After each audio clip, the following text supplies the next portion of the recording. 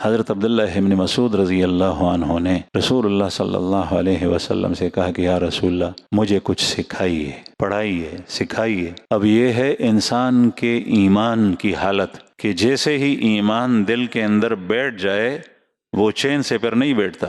وہ کہتے ہیں کہ میرا رب مجھ سے کیا تقاضا کرتا ہے۔ صحابہ کرام کی سیرت کو آپ پڑھیں، حیران ہو جائیں۔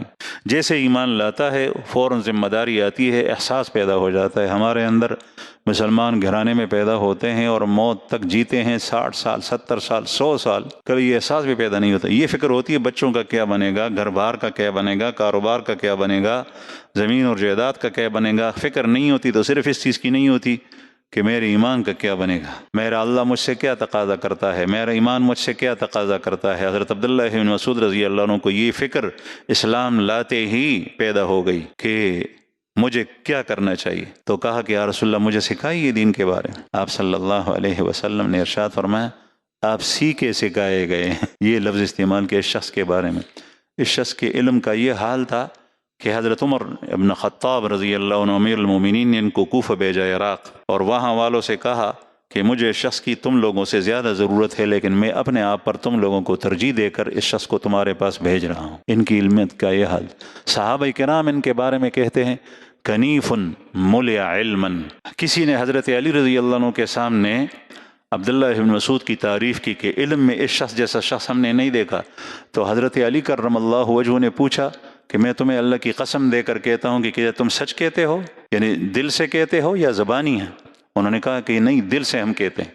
تو انہوں نے فرمایا کہ بالکل ٹھیک کہتے ہو۔ حضرت علی رضی اللہ عنہ نے جس کی تائید کری یہ وہ شخصیت قد کے ٹکنے تھے، جسم کے نحیف تھے، پڑھنے لیے کمزور تھی لیکن حالی تھی۔